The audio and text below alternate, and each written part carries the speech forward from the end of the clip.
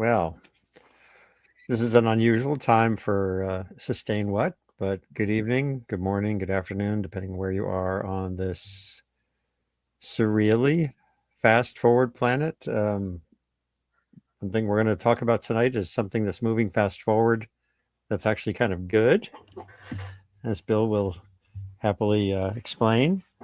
It's the deployment of solar, particularly solar photovoltaics has become a really cheap. And our house here in Maine, we don't have suitable environment right where we are for solar, but we get ours from one of those solar farms that Nexamp has built here in Maine.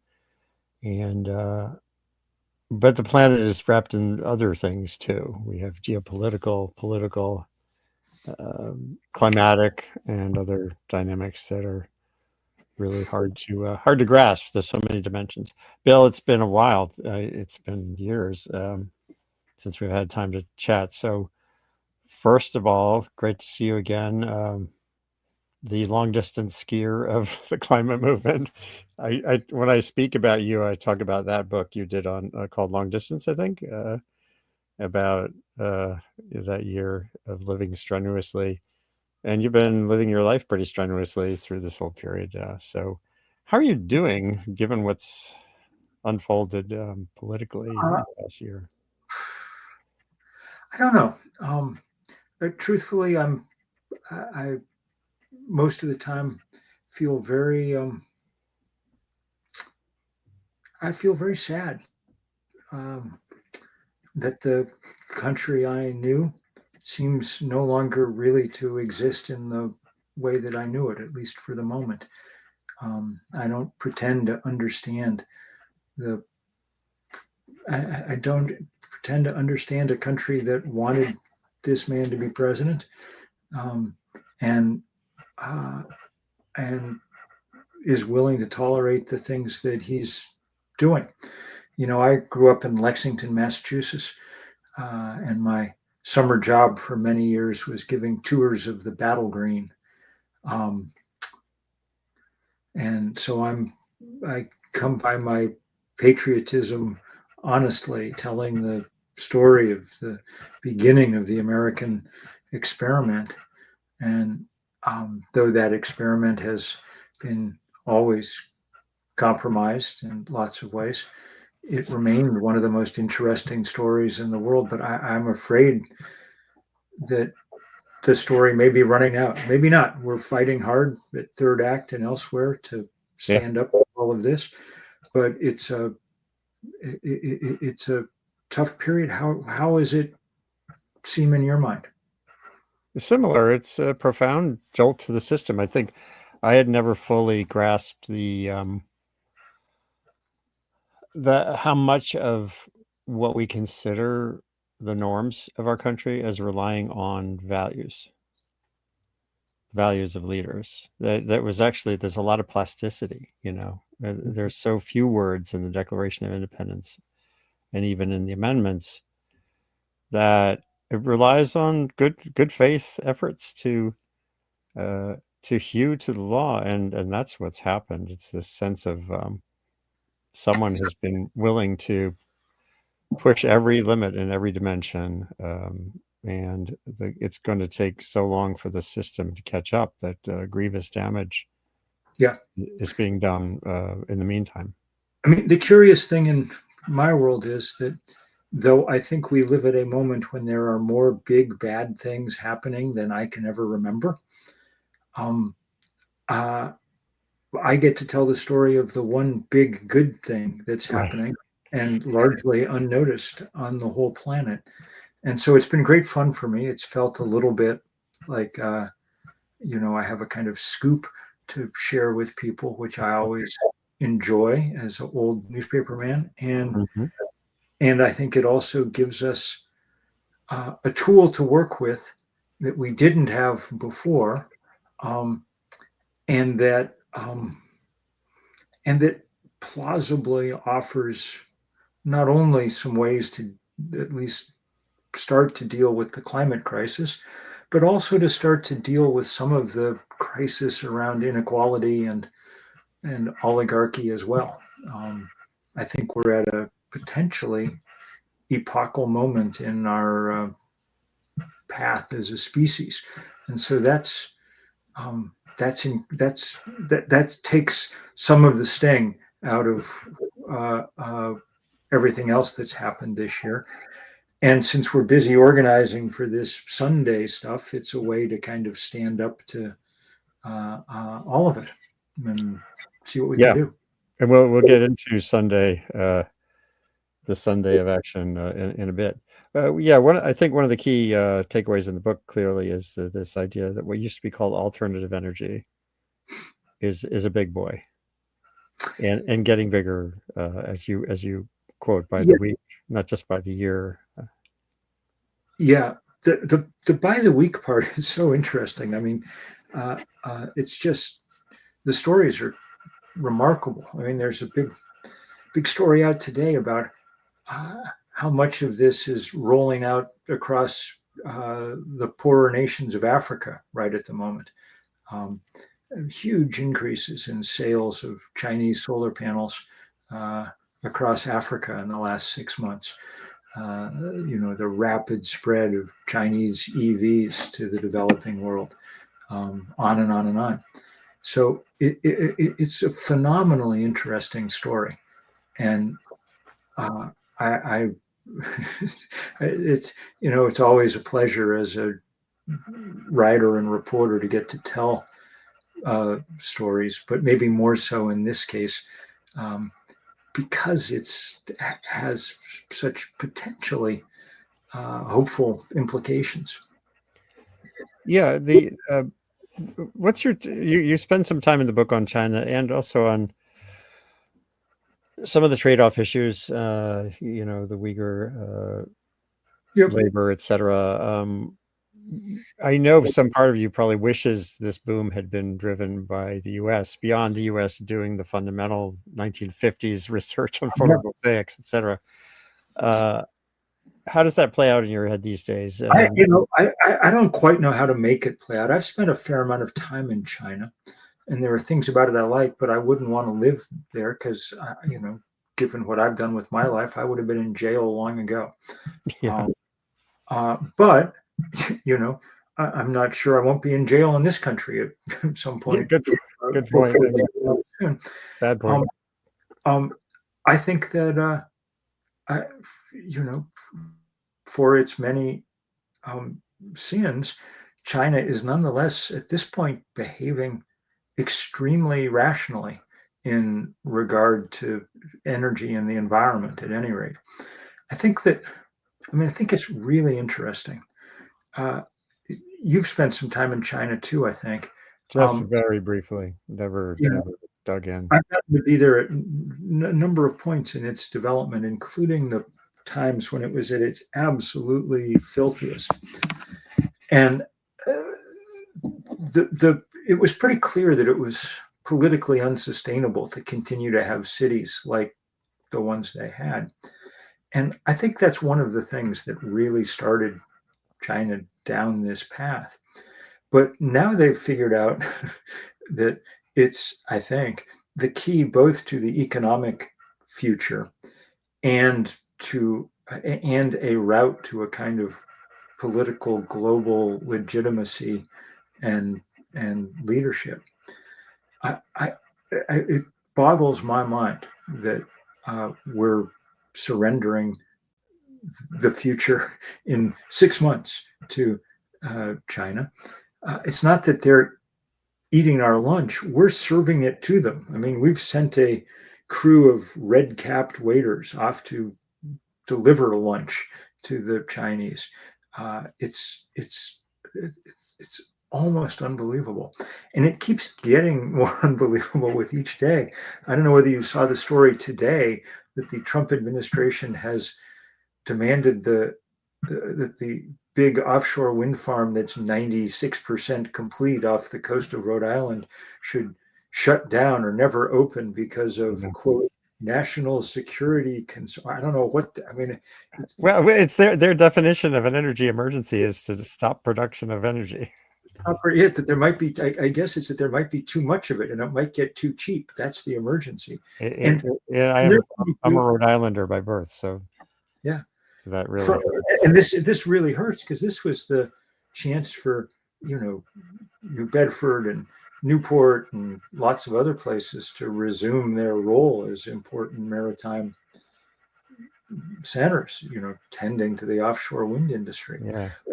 I do think I want to get back to China before, I did put up a slide here that, they are the ultimate all of the above plus country when it comes to energy. They're still commissioning far more coal plants than they are retiring. So yeah, they it's are, a but market thing for them, and they're really succeeding. it's super interesting to watch. They're using the coal plants less and less and less, because, as any rational player would, when you have every day the choice between much cheaper sun and wind energy and more expensive coal energy, you only turn on the coal-fired power plant as the last resort. And that seems to be what's happening. And China's carbon emissions are now dropping, which is, not something I was sure I was ever going to live to see. Yeah.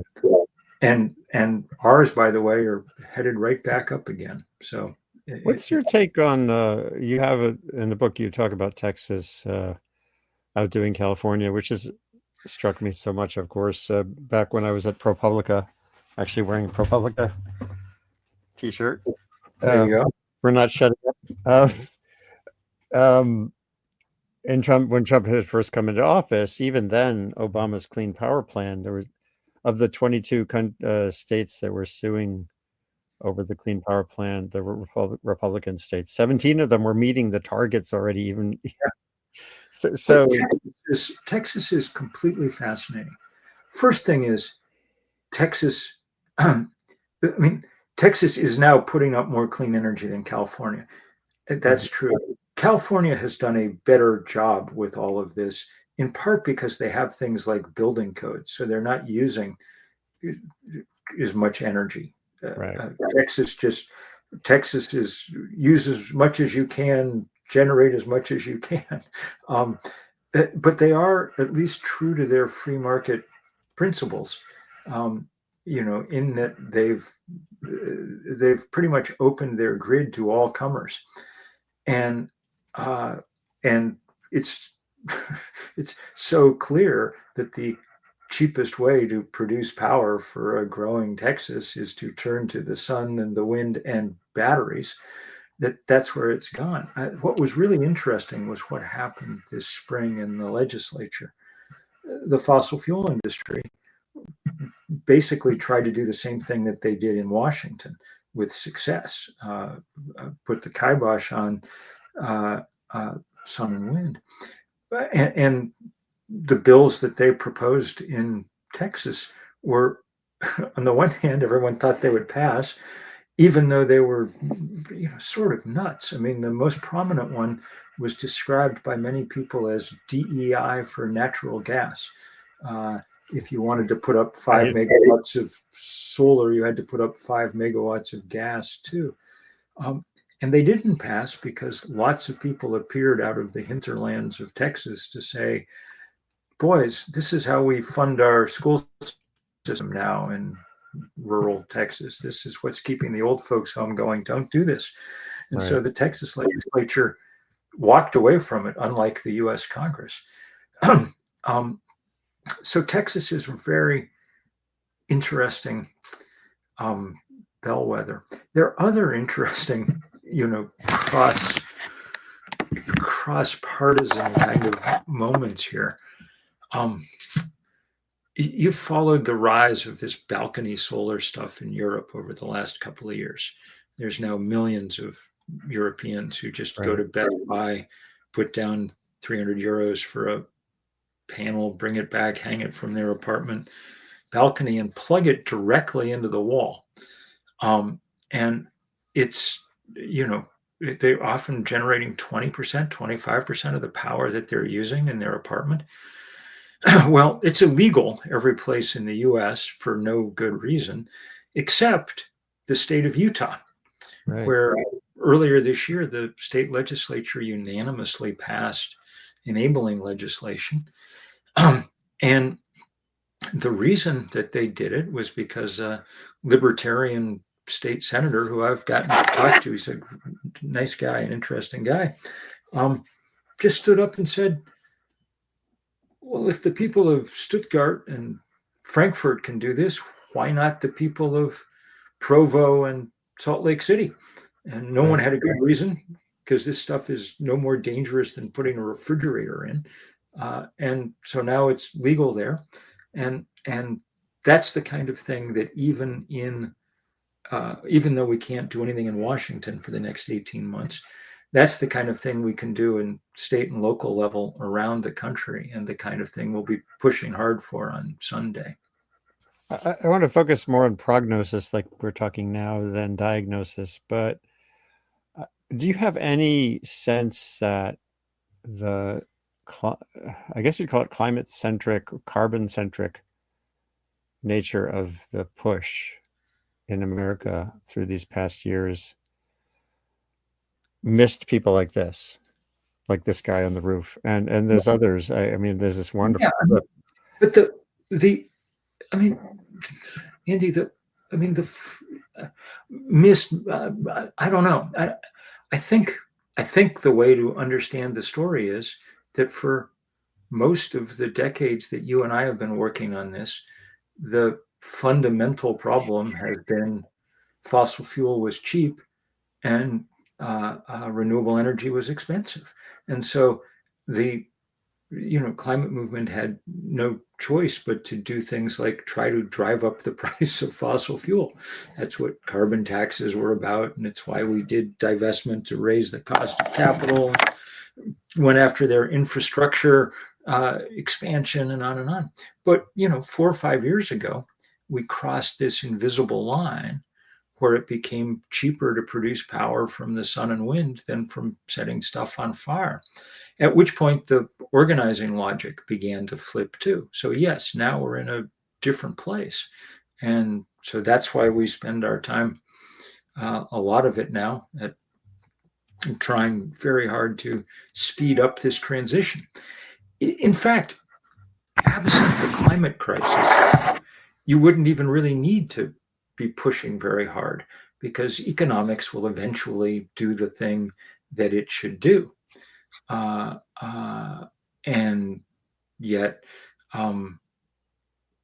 eventually is not much help, because we're now watching the destruction of the planet's climate system very much in real time.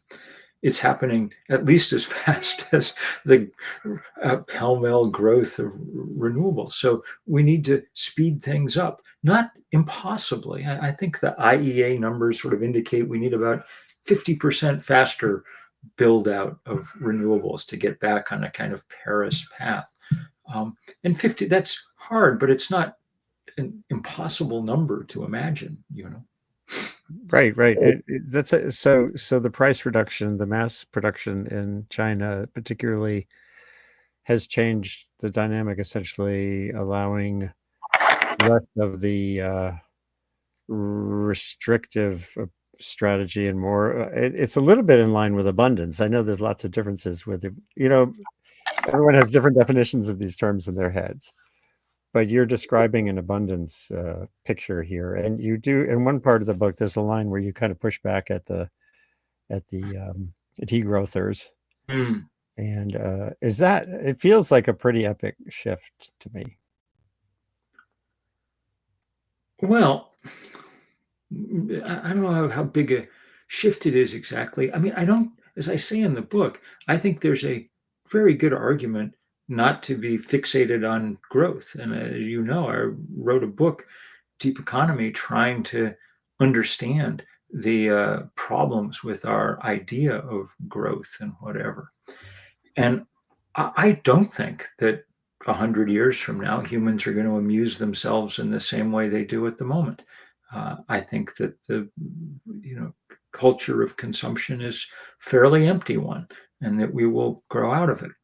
But do I think we'll grow out of it in the next 5 years in a way that will dramatically affect the amount of carbon we're pouring into the atmosphere? No.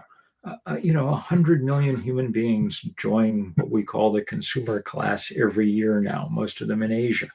Right. I doubt that we're going to see dramatic. And I also think the other thing that was instructive to me was watching the real life experiment that came with COVID. That 3 month period, 3 or 4 months beginning in March of 2020, humans changed their lives more than any environmentalist I've ever met could have imagined. I mean, Yeah. nobody flew anywhere, nobody went anywhere, nobody did anything, and emissions went down, but they didn't go down very much, like 10% or something. So I think it was a pretty powerful proof that the problem lies less with human habits at the moment and more with the kind of guts of the machine with which we all live. There's a line in the book that really attracted me because it's an issue, a part of this question that I've grappled with a lot. It's a more difficult question than can we do this is can we do this fairly? I've written a substantial and had many shows here on the idea that our definition of climate justice so far has mostly been about the impacts Mm-hmm. on people and not about energy. It doesn't include energy justice. Mm-hmm. And I think you're getting at that here in a useful way. So maybe you could talk about this a little bit. Well, I mean, look, the first thing to be said is everybody needs some energy. That's the world in which we live. And there's a lot of people who don't have it. I've spent a fair amount of time in Africa covering this stuff for the New Yorker over the years, and always been struck by what a miracle it is to see people getting electricity for the first time. I remember being in a village in Ghana on a very hot day. Right, it's near the equator, super hot. I'm a Vermonter, so it's hard for me. And they turned on their solar mini grid the day before, and we were sitting around talking with the elders, and they kept handing me bottles of cold water to drink, for which I was very grateful. But it took me about 20 minutes in my clueless Western way to understand why they were so proud to be doing that. It's because until the day before, there hadn't been anything cold in that place. And so remarkable. So at this point, it's abundantly clear that 90% of people who will be getting power for the first time in the next few decades will be getting it not from expanding existing grids, but from building new renewable energy. The grid is not going out to rural parts of Africa, but happily we now are able to build serviceable and increasingly powerful mini grids in all those places. And that seems to be precisely what's happening at the moment. Even today, big stories about the rapid spread of solar into Africa is sort of following the path of Chinese solar panels. So I think that's a big part of this story. I also think that there's a big part of this story that doesn't usually get told. We think about 9 million people a year die from breathing the combustion byproducts of fossil fuel. That's about 1 death in 5 on this planet. There was a study today, came out yesterday, I guess, showing that even in the United States, that number is about 90,000 deaths a year.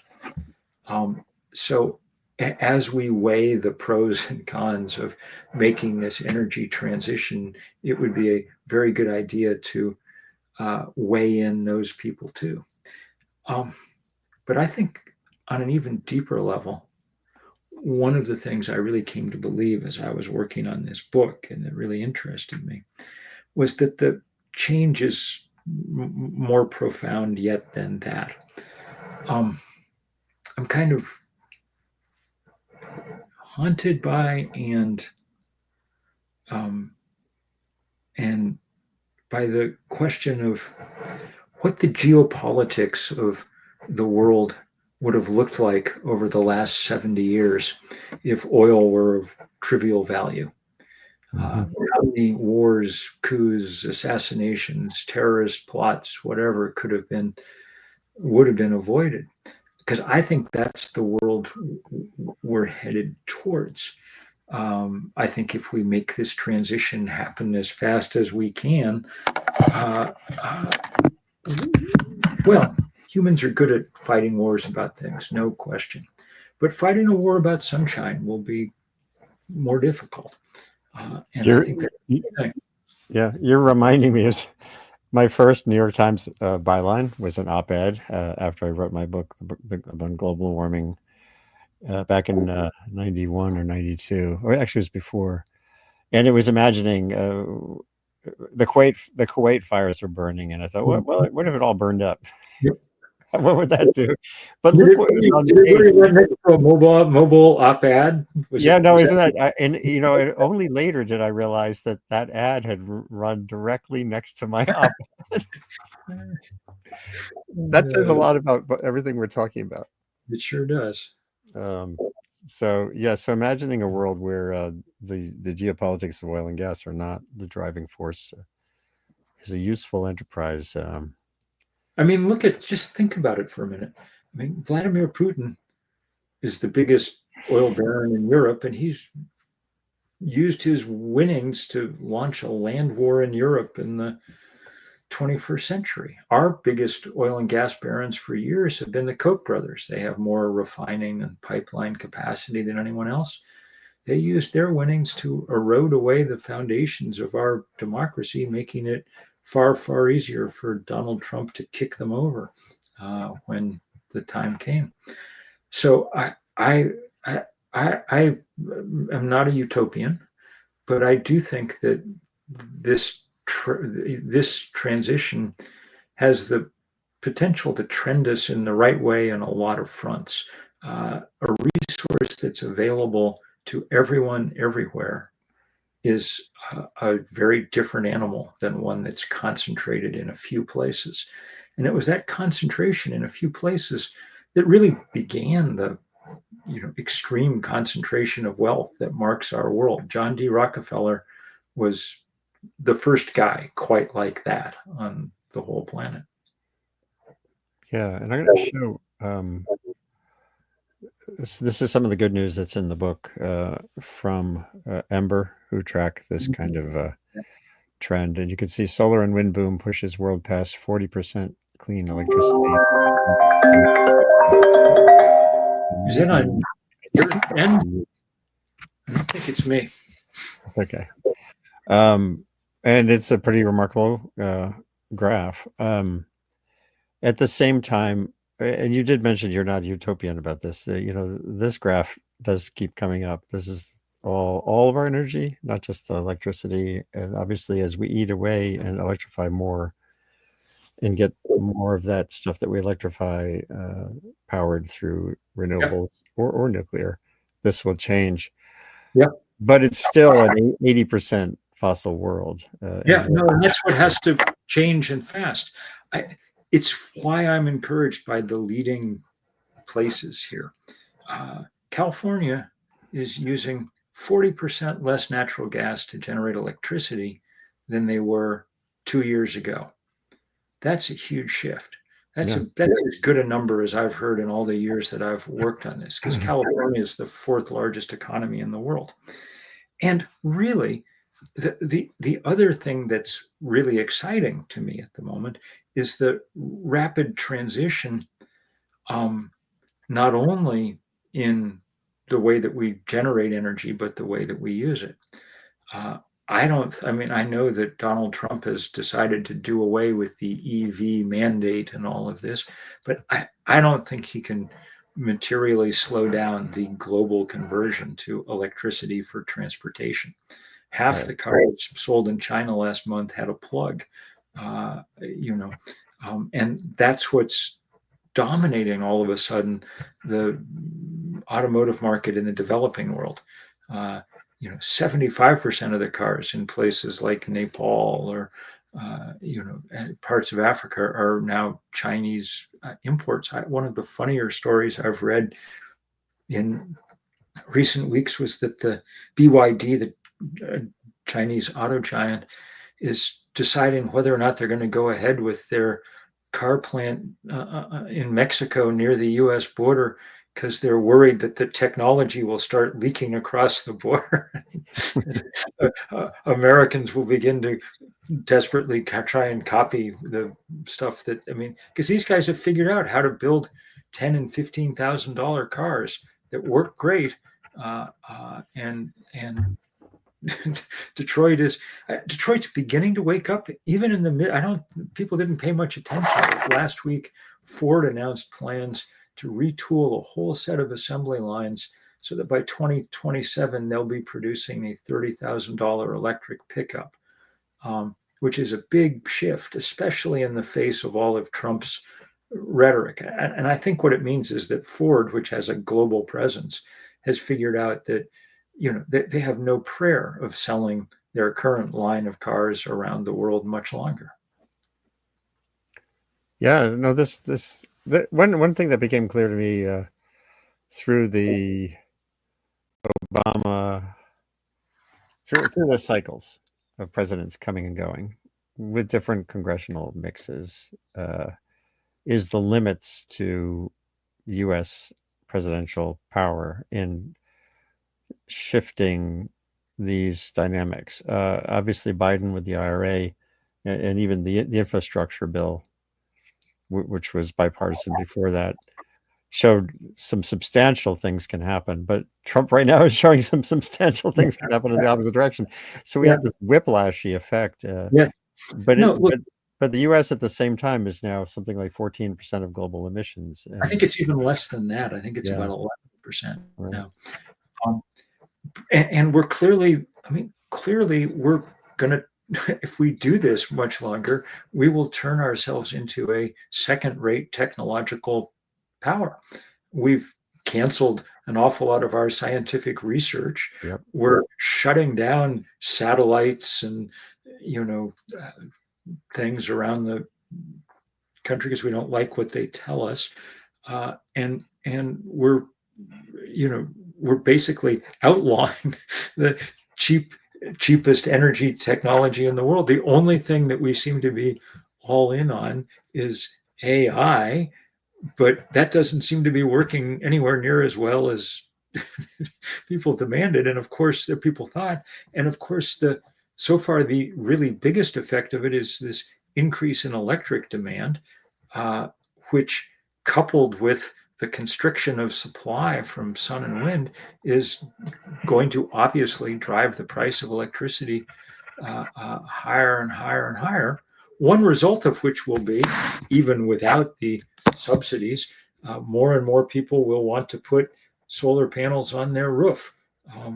Right. And that's one of the things we're working hard at as we do this Sunday work in a third act, is around this question of making that much easier. As you know, Americans pay 3 or 4 times as much to put solar on their roof as Australians or Europeans. A little bit of that is the price of the panels with tariffs and things, but mostly it's the soft costs, especially those around permitting and licensing, which we do a terrible job with in this country. I just wrote a big piece for Mother Jones, just kind of laying out just how dismal it is at the moment, but it's easily fixed. I mean, there's an app from the National Renewable Energy Laboratory, the Solar App Plus, that allows for essentially instant permitting for contractors once they've scoped out a project.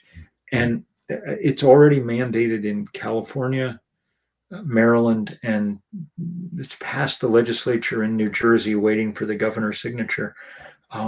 So that's the kind of thing we very much want to spread. And since you're showing the beautiful, beautiful website from Sunday, which people can find at sunday.earth, that's one of the reasons that we're doing this work, to try and press in localities, since we can't do anything in Washington right now, to press in localities to make it much easier to do this kind of work. And I think we'll have some luck for reasons that say Utah example makes clear. Right. But it's going to be a beautiful day with hundreds and hundreds of actions across the country. Uh, and the bigger hope, the kind of meta hope for the whole thing, is precisely that it will help people understand that this should no longer be filed under alternative energy in our brains.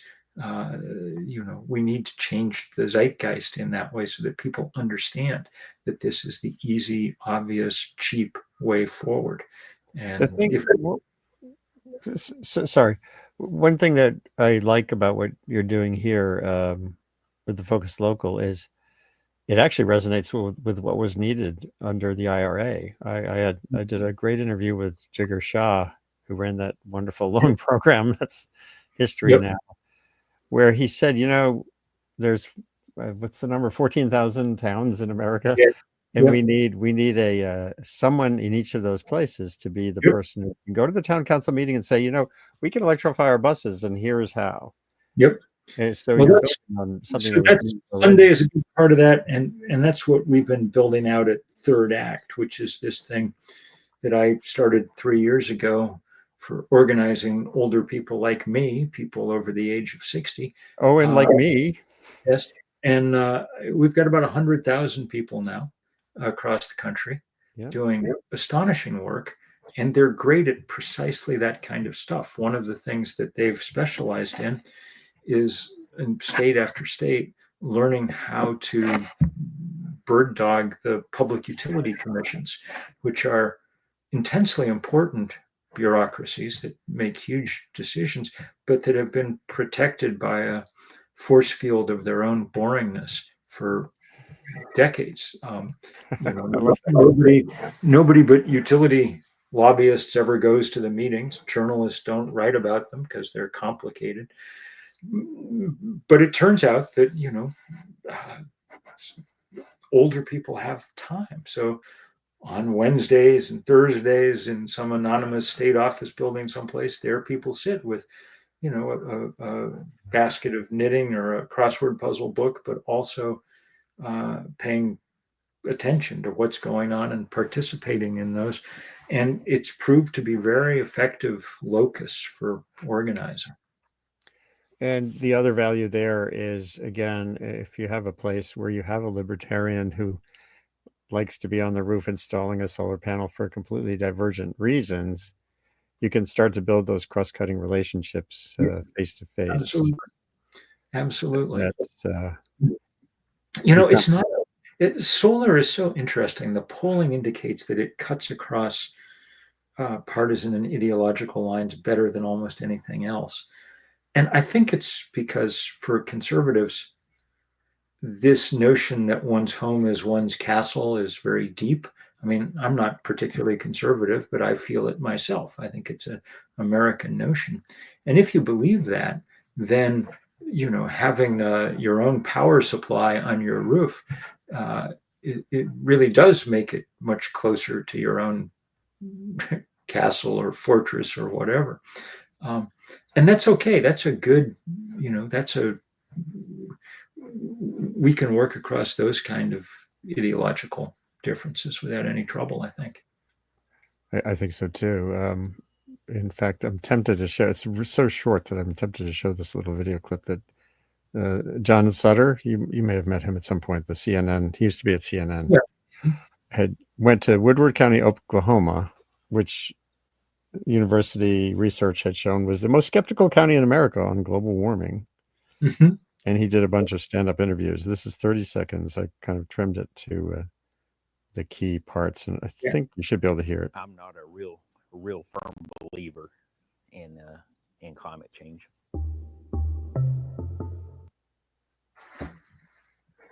Well, I'm employed in the oil field. I have an oil and gas company. If there's no oil field, there's no jobs. Our whole economy runs on fossil fuels. Now you might say the environment is perfect today because God ultimately controls the environment. we're going to try to have a solar system big enough to supply all the needs of our house. That's the key line. Here's a guy, he's an evangelical creationist Christian who actually paid for the local park to have dinosaurs and kid thing. Looks like we all, and John went to his house and he showed the panels and that guy was never going to vote for Hillary Clinton. Yeah, it's so this is a place where people actually can come together, and Biden did a poor job of explaining this, but a pretty good job of starting to make it happen. I think one of the great ironies of the world is that the largest solar panel factory in the Western Hemisphere is in Marjorie Taylor Greene's district. Um, um, it's entirely it should be entirely possible to do this. Of course, the reason that we're not at the moment, and let's just be honest about this, the fossil fuel, a year ago, candidate Trump said to the oil industry, give me $1 billion and you can do anything you want. And they gave him about $500 million. That's how much they spent in the last election cycle on advertising and lobbying and donations. And clearly that's enough because he's given them everything. He's appointed a string of fossil fuel executives to high office. And all they're trying to do is destroy this threat to their business model. And it's really, I can't think of anything even closely analogous to it. And of course, as with so many things with Trump, I was just doing a little reporting for the New Yorker for a piece for next week. And Trump went and signed a big open letter in the newspaper sometime in 2009 or something, demanding that we have American technological leadership to deal with the climate crisis. And I wrote about that long ago. It's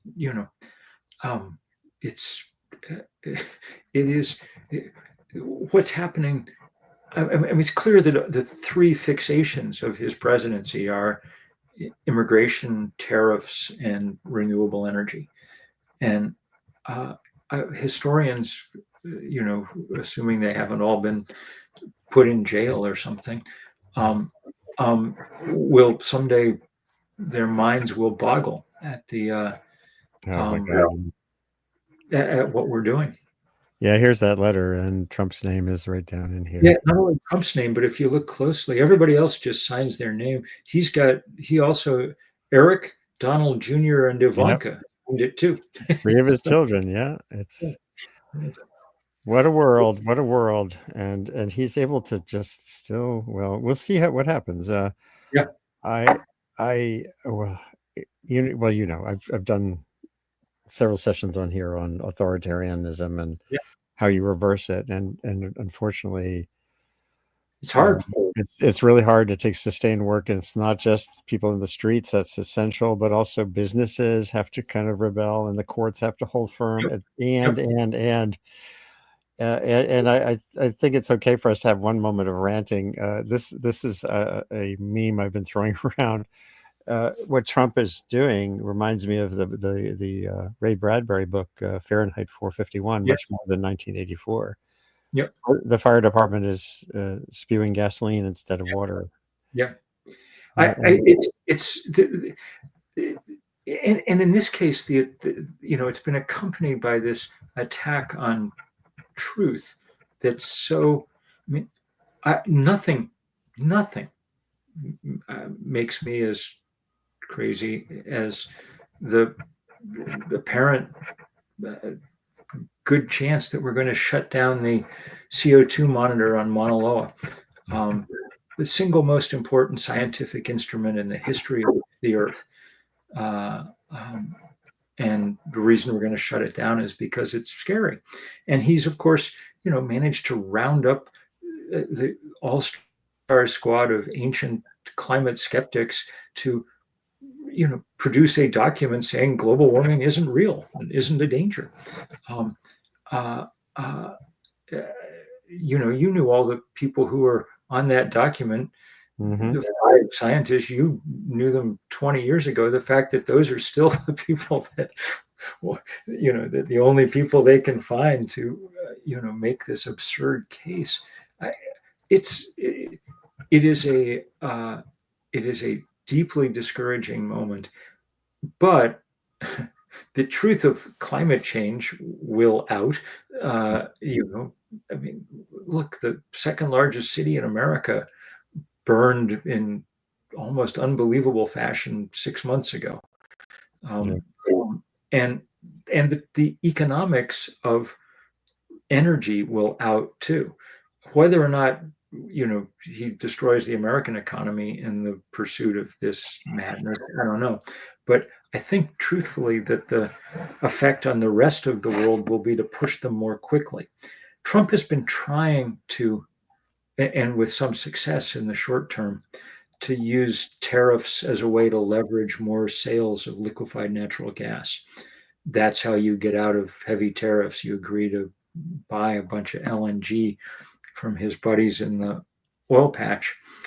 And that may work in the very short run, but I think in the long run, even in the medium run, it'll have exactly the opposite effect. What government on earth is going to want to be dependent on a country as fickle and erratic as the United States for its energy supply when they could put up their own energy system? I noted with interest that 2 weeks ago, Indonesia, fourth largest country in the world, announced plans to build 100 gigawatts of solar over the next 5 years, and did it to some degree explicitly saying they wanted to have control over their supply of energy going forward. Again, the rapidity with which things can start to happen is something you convey in the book, and I think it's important to make these points. I think maybe for another session, there's this other area I think where we can have rapid gains as well, which hasn't historically been your focus, and that's fine because there's room here for multiple dimensions, and it's risk reduction. And as we've both said here, the transition here is still going to take a long time. Yes. Getting to anything remotely stable with climate, and at the same time, vulnerabilities are manifest around the world. Yeah. And I think Bangladesh is this great example where their mortality rate has just plunged through the adoption of things like radio, radars, satellite imagery, and simple fixes in villages. And I think good organizing. You've spent some time in Bangladesh. No, and I've done all my reporting remotely. Bangladesh is one of the most remarkable countries on earth. I love it there. I'm hard pressed to go back because the last time I was there, I got dengue, and it's a disease you don't want to get twice, at least in the same strain. I got it in Indonesia. But Bangladesh, it was quite fascinating to be along the coast and see that the thing that had really happened was that they equipped the mosques as the kind of alert system. I mean, every mosque has a loudspeaker to begin with for the call to prayer, right. And now those have been repurposed as typhoon warning systems, and they've built this series of shelters and things to allow it to happen. I think that kind of risk reduction is important. I do think that the most important risk reduction we can be doing is trying to reduce the temperature at which the planet eventually settles. And though I do not think renewable energy can stop global warming, I do think it's capable of shaving tenths of a degree, several tenths of a degree, maybe more, off the temperature that the planet eventually settles at. And we think now, I mean,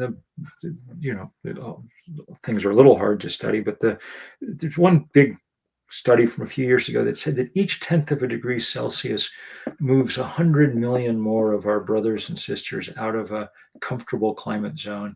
and into a place where they're in danger of having to leave because things burn down or their house is underwater or it's just too freaking hot, which it's becoming in places just physically too hot for people to deal with it, so yeah, all these things have to be happening, but if we don't get the temperature under some kind of control, in the end, it's going to overwhelm everything that we do. Yeah. Again, there's room for working on both of those fronts. To me, Mm. the immediate, if you have communities that where, well, like Christy Ebi at the University of Washington, a longtime IPCC author on climate and health, says nobody needs to die in a heat wave, period. Yep. Because you have time. Yep. And if you get ahead of that, and that there's a lot of work and opportunity there that while the world is decarbonizing has to happen. Plenty of work to be done, Andy. So good luck with the book. Yes. Good luck with Sunday. People should join in. We're having a good time. And if if any of your listeners find themselves approaching their 60th birthday, send them our way at thirdact.org. It's great organizing with people of a certain age. I noted with some pleasure that Stephen Miller, the odious sidekick to the president, was complaining yesterday that elderly hippies were getting in the way of work in Washington, militarizing Washington, D.C. So I was quite pleased to see that, and I'm sure it will continue. So that's good. Yeah, I'm gonna be 70 next year. There you go.